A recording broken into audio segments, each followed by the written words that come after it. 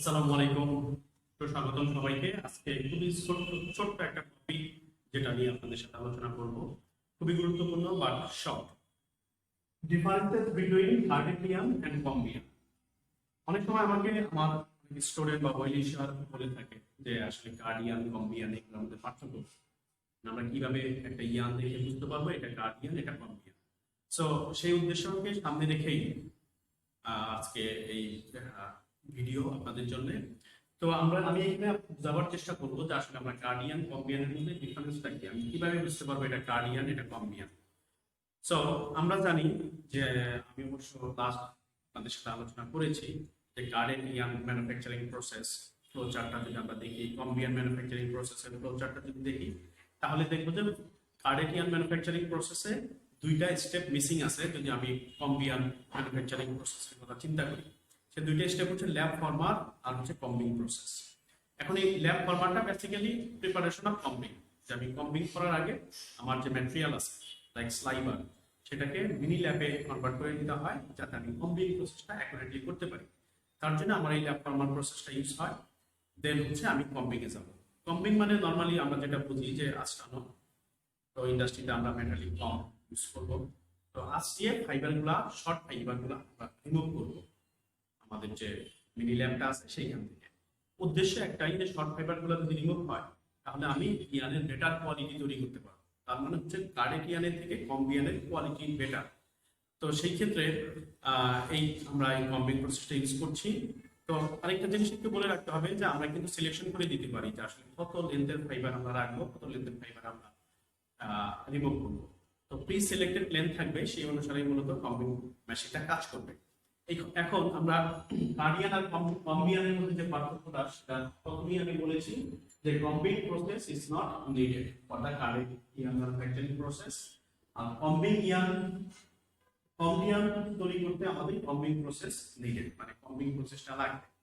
এখন এই combing process না থাকলে কি অসুবিধা হবে, বা কি আমরা যে ফাইনালি ইয়ানটা পাচ্ছি সেই ইয়ানের আউটপুট কি হবে, আর কম্বিং প্রসেস আমরা ইউজ করলে সেই ইয়ানের আউটপুটটা কেমন হবে, এই জিনিসটা দেখাবার চেষ্টা করছি। এখানে প্রথম যে বৈশিষ্ট্য দেওয়া আছে সেটা হচ্ছে মোর হেয়ারিনেস অফ দ্য ইয়ান। মানে কার্ডিয়াক ইয়ানের হেয়ারিনেসের পরিমাণ বেশি থাকবে। আমরা যদি একটু ইয়ান এগুলো সব ইয়ান, তো ইয়ানগুলো যদি আমরা একটু দেখি, এখানে এই যে মানগুলো ক্লায়েন্ট করা যে মানগুলো আছে সেগুলো মূলত হেয়ারি ফাইবার। তো এটার মধ্যে একটু বেশি, আমরা যদি এটার মধ্যে কম্পেয়ার করি, এখানে বেশি থাকবে, এখানে কম কম হেয়ারিনেসের পরিমাণ খুব কম।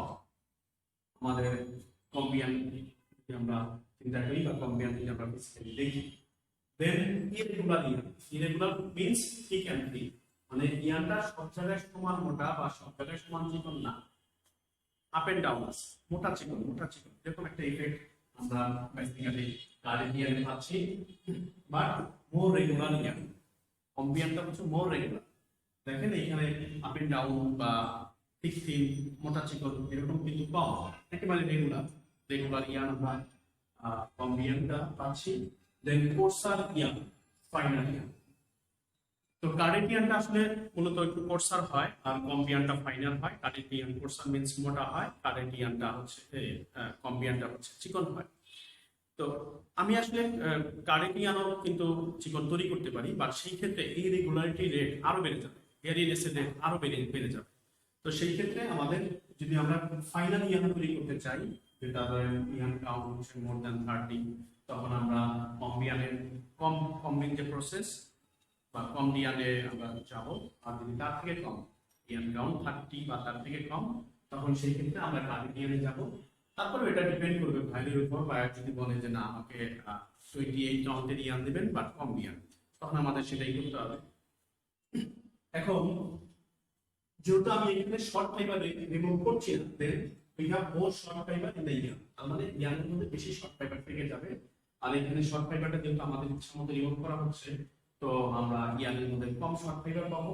অ্যাজ এ রেজাল্ট আমি লেস স্ট্রেন্থ হচ্ছে আমার এটা স্ট্রেন্থের পরিমাণ একটু কমে আসবে, আর এইখানে স্ট্রেন্থের পরিমাণ বেশি পাচ্ছি। দুইটার মধ্যে যদি আমরা কম্পেয়ার করি কার্ডিয়ান এন্ড কম্বিয়ান, তো যেহেতু এইখানে ইয়ানটা হচ্ছে মোর কোয়ালিটিফুল দেন দ্য কার্ডিয়ান, সো এটার প্রাইসটাও একটু চিপ হবে এটা প্রাইস কস্ট মানে ইয়ানটা কস্ট। সো আমি এখানে ইয়ানটা কস্টই ইয়ান আমি পাচ্ছি, এখানে চিপ ইয়ান পাচ্ছি, যেহেতু আমি শর্ট ফাইবারগুলো রিমুভ করি নাই। তো শর্ট ফাইবারের যে প্রাইসটা আছে, শর্ট ফাইবারের জন্য একটা কস্ট আছে, কারণ আমরা তো ফাইবারগুলো ইম্পোর্ট করি, তো এগুলো কিনে নিয়ে আসি। যদি আমি এগুলা ফেলে দিই তাহলে অটোমেটিক্যালি আমার কস্টিংটা বেড়ে যাচ্ছে। আর যেহেতু আমি বলেছি যে স্টেপের পরিমাণও বেশি কম বিয়ানের, তো সেই ক্ষেত্রে আপনি যত বেশি স্টেপ নিয়ে আসবেন তত আপনার ফাইবারকে প্রসেসিং বেশি করতে হবে, তত আপনার ইউটিলিটি বেশি আসবে। তো সব মিলিয়ে হচ্ছে আপনার ম্যান পাওয়ার বেশি লাগবে, সব মিলিয়ে হচ্ছে এটা প্রাইস বেশি, এটা প্রাইস একটু কম। তো এই ছিল বেসিক্যালি আপনাদের সাথে আজকে ডিসকাশন, যে আমরা আসলে কার্ডিয়ান কম্বিয়ান কিভাবে আমরা কম্পেয়ার করব, কিভাবে আমরা দেখে বুঝতে পারবো যে এটা কার্ডিয়ান এটা কম্বিয়ান। আশা করছি সবাই বুঝতে পেরেছেন। Thank you very much everybody, thank you very much for joining me. আল্লাহ হাফেজ।